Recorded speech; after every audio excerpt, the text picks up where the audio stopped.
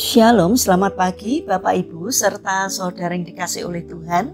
Kiranya berkat, damai sejahtera dan sukacita dari Tuhan Yesus Kristus senantiasa menyertai kita sekalian.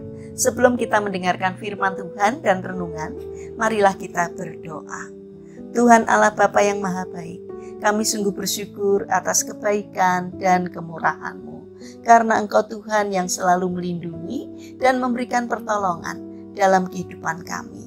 Jika saat ini kami akan mendengarkan firman-Mu, kami memohon Tuhan mengurapi kami dengan Roh Kudus-Mu agar kami dapat mengerti dan memahami apa yang Tuhan sampaikan kepada kami, sehingga iman dan karakter kami semakin hari semakin baik dan berkenan di hati Tuhan. Terima kasih Tuhan, di dalam nama Tuhan Yesus Kristus kami sambut berkat firman-Mu. Amin. Bapak Ibu serta saudara yang terkasih, bacaan firman Tuhan saat ini diambil dari TB 2, kitab Kolose pasal 2, ayat yang ketiga. Demikianlah sabda Tuhan. Sebab di dalam Dialah tersembunyi segala harta hikmat dan pengetahuan. Tema renungan saat ini adalah pola hidup seimbang. Bapak Ibu serta saudara yang terkasih, segala sesuatu yang berlebihan memang dapat berdampak buruk bagi kita. Jika cuaca yang terlalu dingin dapat menyebabkan hipotermia, maka cuaca yang terlalu panas dapat menyebabkan dehidrasi. Begitu juga jika kita menggunakan gadget secara berlebihan, hal itu dapat merusak mata dan kesehatan tubuh kita. Terlalu berlebihan mengkonsumsi makanan yang manis dapat menyebabkan diabetes, dan terlalu berlebihan makan makanan berlemak dapat menyebabkan kolesterol tinggi. Segala sesuatu harus dikerjakan dengan seimbang dan tidak berlebihan. Jagalah pola makanan kita dengan baik dan jalani gaya hidup yang sehat. Bukan hanya untuk makanan dan kesehatan saja. Hal ini juga berlaku di dalam kehidupan kita, di lingkungan, rumah tangga, pekerjaan, dan pelayanan kita di gereja. Terlalu fokus terhadap pelayanan atau pekerjaan akan membuat keluarga kita terlantar dan kesepian. Terlalu mengutamakan keluarga setiap saat akan membuat kita kehilangan pekerjaan dan pelayanan. Cobalah untuk membuat jadwal harian, daftar prioritas, pengingat akan hari-hari penting, dan janji-janji acara. Jika kita sudah berjanji kepada pasangan, anak-anak, dan orang-orang lain, tepatilah janji tersebut.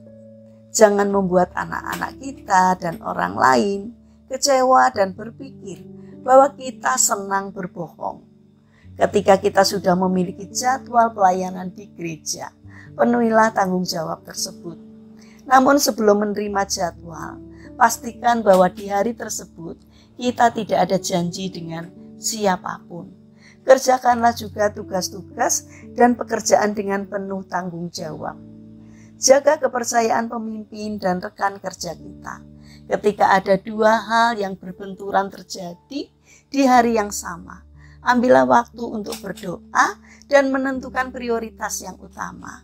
Kita berdoa untuk meminta hikmat kepada Tuhan, karena hikmat Tuhan itulah yang membuat kita dapat menjalani hidup yang teratur, seimbang, optimal, dan dapat memberkati banyak orang.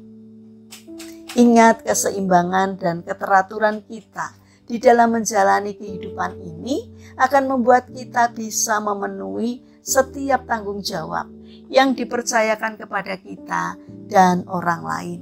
Bahkan Tuhan pun menjadi senang. Mari kita bangun karakter untuk memiliki pola hidup seimbang, supaya kita tidak mengecewakan orang lain dan juga tidak mengecewakan Tuhan. Mari kita berdoa. Tuhan Yesus yang Maha Pemurah, bantulah kami untuk dapat mengerjakan segala hal di dalam hidup kami dengan seimbang dan teratur, sehingga kami tidak mengecewakan banyak orang. Bapa yang Maha Kasih, kami mendoakan bagi mereka yang mengalami permasalahan dan kesulitan hidup. Kiranya mereka tidak menyerah dalam menghadapi kesulitan, melainkan bangkit berjuang. Kiranya Tuhan memberi kemampuan sehingga setiap kesulitan yang dialami dapat teratasi. Karena kami percaya bahwa Tuhan berkenan hadir untuk menolong mereka. Bagi mereka yang terbaring sakit, kiranya Tuhan memberkati setiap upaya yang dilakukannya. Kiranya Tuhan juga berkenan untuk menjamah dan menyembuhkannya. Bapa yang Maha Kasih, saat ini kami ingin menyerahkan setiap rencana dan aktivitas kami hari ini kepadamu. Berikanlah semangat kepada kami dalam menjalankan karya kami hari ini. Kiranya Tuhan memberkati apapun yang kami kerjakan, sehingga dapat mendatangkan sukacita tidak hanya bagi diri kami, namun juga bagi sesama kami. Terima kasih Bapa yang Maha Baik. Kami serahkan seluruh doa dan sembahyang kami hanya di dalam nama Tuhan Yesus Kristus.